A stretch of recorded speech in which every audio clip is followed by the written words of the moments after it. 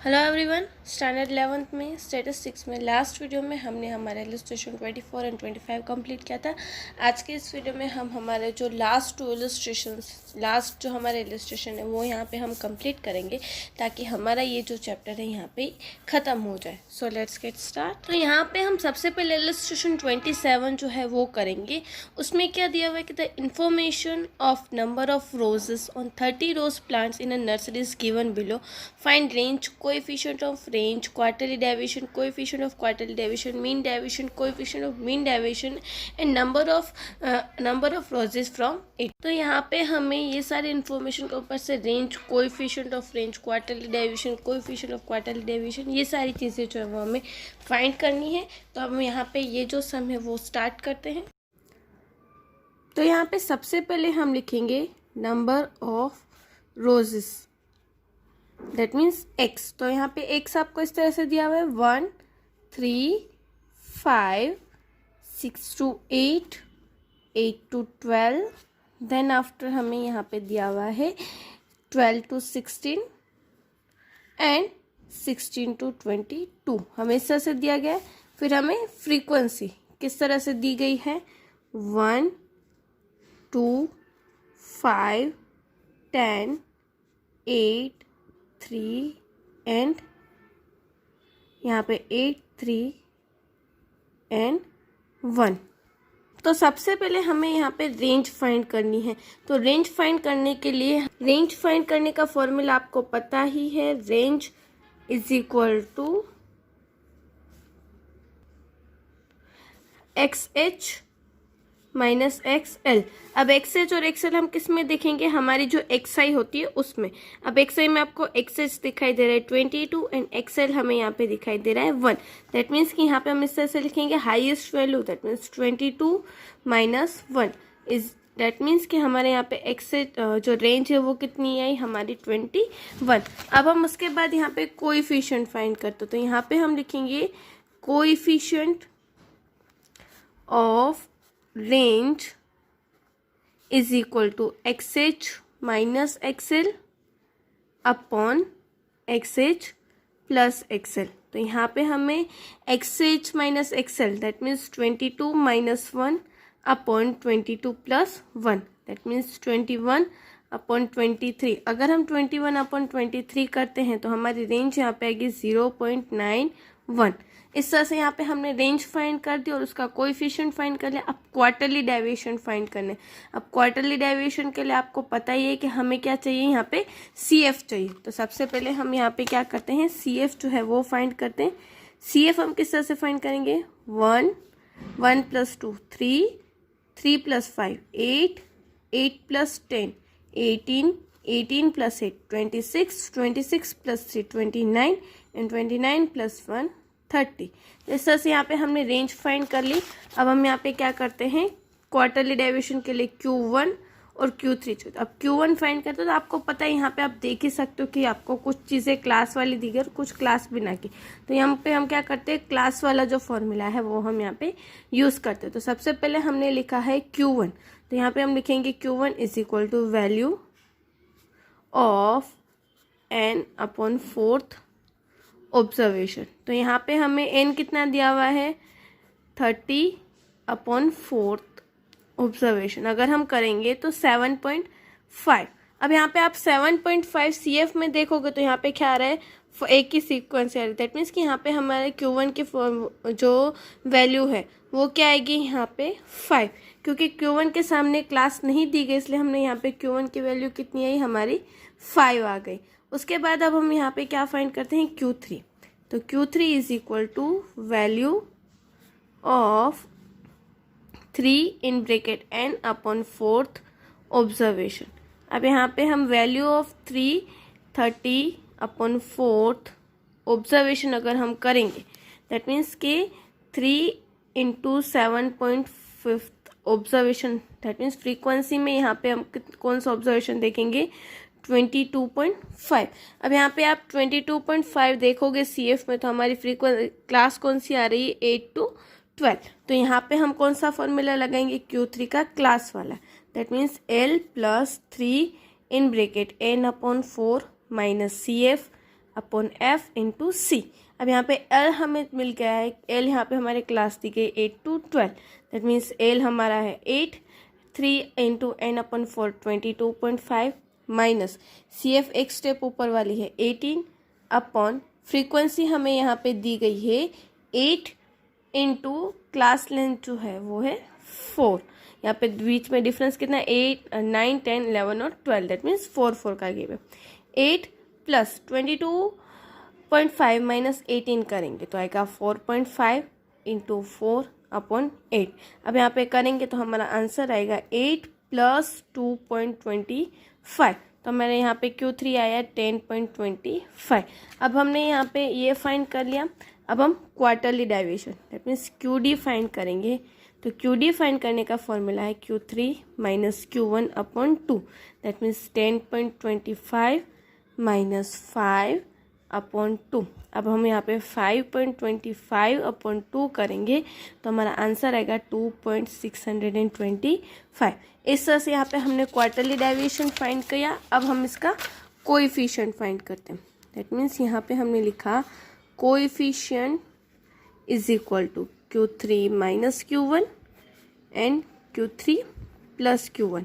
अब यहाँ पे Q3 minus Q1 that means 5.25 जो हमने ऊपर फाइंड किया अभी, then Q3 plus Q1 that means 10.25 plus 5, that means 5.25 upon 15 अगर हम करेंगे तो हमारा आंसर आएगा 0.34। इस तरह से अब हमारा ये क्वार्टरली डेविएशन। अब हमें मीन डेविएशन फाइंड करना है, तो मीन डेविएशन फाइंड करने के लिए सबसे पहले हमें मिड वैल्यू चाहिए, फिर एफ जो है मीन चाहिए, और जो हमें एक्स आई माइनस एक्स बार जो है वो फाइंड करना है। तो सबसे पहले हम क्या करते हैं, मीन फाइंड करते हैं। तो यहाँ पे मीन फाइंड करना है तो आप देख ही रहे हो कि कुछ यहाँ पे सिंगल वैल्यूज और कुछ क्लास वैल्यू। तो सबसे पहले हम यहाँ पे क्या करते हैं, मिड वैल्यू फाइंड करते हैं।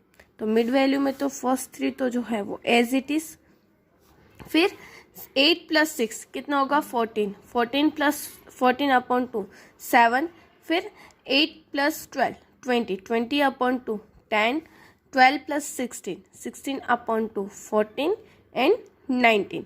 इस तरह से यहाँ पे मिला। अब हमें मीन एक्स आई माइनस एक्स बार के लिए हमें एक्स बार चाहिए। एक्स बार फाइंड करने का फॉर्मूला क्या है, sigma F X upon N, that means F into X, मतलब मिड वैल्यू और इसका मल्टीप्लाई करेंगे। F X is equal to 1 6 5 into 5 25 10 into 7 70 8 into 10 80 3 into 14 42 and 19। अब यहाँ पे हम इसका टोटल करेंगे तो हमारा सिग्मा एफ एक्स का टोटल हमारा यहाँ पे आएगा 243। सो ये हमने यहाँ पे सिग्मा एफ एक्स फाइंड कर लिया। अब हम मीन फाइंड करते हैं। तो मीन हम किस तरह से फाइंड करेंगे, X bar is equal to sigma F X upon N, that means 243 upon 30। तो यहाँ पे हमने किया तो हमारा आया 8.1। अब हम क्या करते हैं, x I minus x bar, but यहाँ पे डायरेक्ट हम मोड में इसकी वैल्यू डाल देते हैं, दैट मीन्स कि जो नेगेटिव वैल्यूज उसे हम पॉजिटिव कर देते हैं। अब यहाँ पे इसे मोड में डालने का मेन रीज़न क्या है कि ये जो नेगेटिव वैल्यूज़ जो हैं उसे हम ऑटोमेटिकली मोड में डाल के उसकी एब्सोल्यूट वैल्यूज दैट मीन्स कि पॉजिटिव वैल्यूज़ को हम फाइंड कर सकें। तो यहाँ पे हम लिखेंगे, हमारा मीन दिया हुआ है 8.1 और यहाँ पे हमने लिखा मोड के अंदर एक्स आई माइनस एक्स बार। तो यहाँ पे हम x I minus x bar that means 1 minus 8.1 करेंगे तो आएगा 7.1। आना माइनस 7.1 चाहिए पर हमने मोड के अंदर डाल दिया है। 3 माइनस 8.1 5.1, 5 माइनस 8.1 3.1, देन आफ्टर यहाँ पे आपको मिड वैल्यू दी गई 7 माइनस 8.1 दैट मीन्स कि 1.1, 10 माइनस 8.1 1.9, 14 माइनस 8.1 आएगा 5.9, 19 माइनस 8.1 दैट मीन्स 10.9। अब आप अगर इसका टोटल करोगे एक्स आई माइनस एक्स बार का तो हमारा यहाँ पे टोटल आएगा 35.1। अब हमें आपको फ्रीक्वेंसी भी दी गई दैट मीन्स कि यहाँ पे हम मीन डेविएशन जो है वो किस तरह से फाइंड करेंगे, एक्स आई माइनस एक्स बार को एफ आई के साथ मल्टीप्लाई करके, दैट मीन्स 7.1 इंटू 1 तो आएगा 7.1, 10.2, 15.5, 11, देन आफ्टर इज 15.2, इसके बाद 3 into 5.9 that means 17.7 and 10 into 1, 10.9 into 1 that means 10.9। अब अगर हम इसका टोटल करेंगे तो टोटल कितना आएगा 87.6। तो यहाँ पे हमने सब कुछ फाइंड कर लिया। अब हम मीन डेविएशन जो है वो फाइंड करते हैं। तो यहाँ पे हमने लिखा MD is equal to sigma FI in sigma F XI minus X bar in bracket mod, और यहाँ पे मोड क्लोज। तो यहाँ पे XI माइनस X बार हमें दिया हुआ है 87.6 अपॉन 30। दैट मीन्स कि यहाँ पे हमारा ये जो स्टैंडर्ड डेविएशन जो है मीन डेविएशन है वो 22.92, 87.6 माइनस अपॉन 30 क्या। अब हम यहाँ पे कोएफिशिएंट जो है वो फाइंड करते हैं। Coefficient is equal to MD upon X bar. That means कि 2.92 अपॉन 8.1 हमारे यहाँ पे आया 0.36 जो है वो हमारा यहाँ पे कोएफिशिएंट आया। तो इस तरह से यहाँ पे हमें जो भी फाइंड करना था जो range quarterly coefficient of range quarterly deviation उसका coefficient and as well as mean और मीन डेविएशन ये हमने यहाँ पे फाइंड किया। भले ही ये जो सम हमने किया है वो आपको गवर्नमेंट के सिलेबस के अकॉर्डिंग आपके एग्जाम में नहीं आने वाला है, बट आपको ये सम में पता चल सके और आपकी ज़्यादा से ज़्यादा प्रैक्टिस हो सके, इसलिए हमने ये जो सम है वो किया।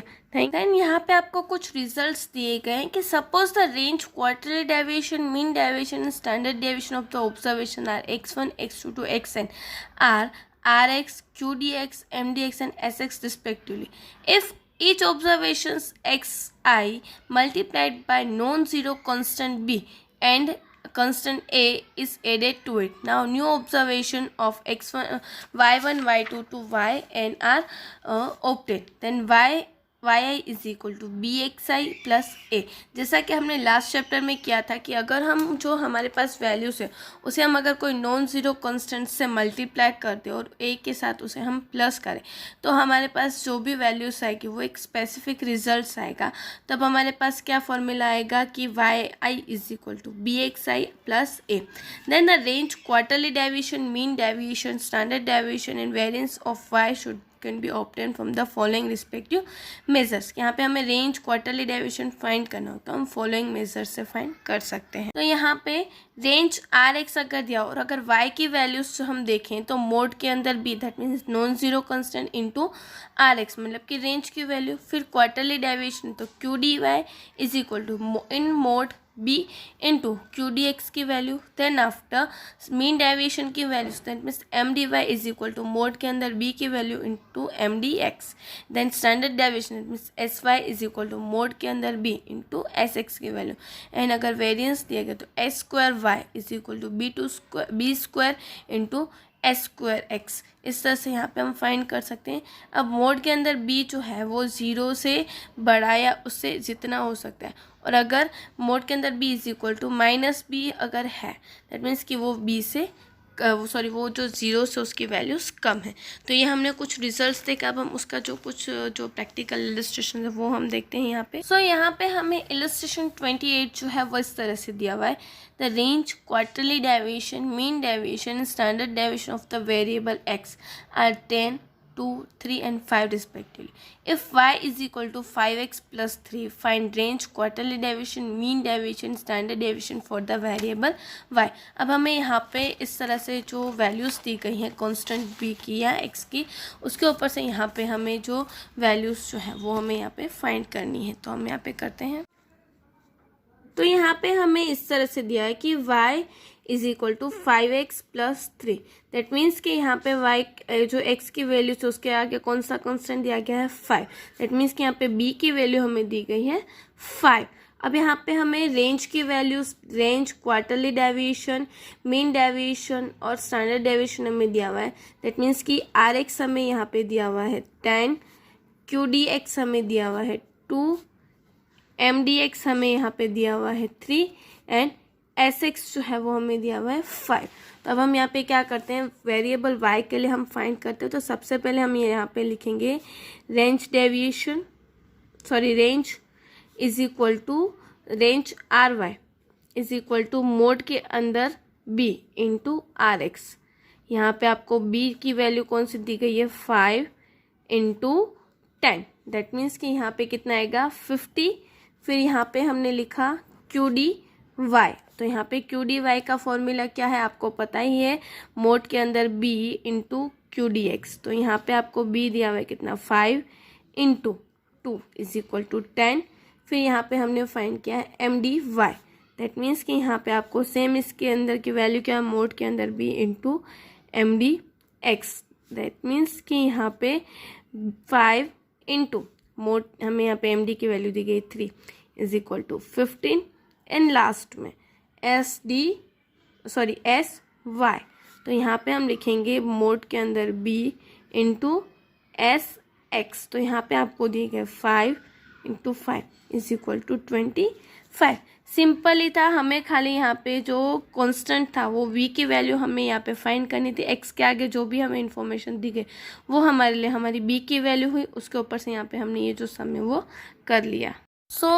इसी के साथ हमने यहाँ पे हमारा ये जो चैप्टर का लास्ट पॉइंट जो था वो भी हमने कंप्लीट किया है।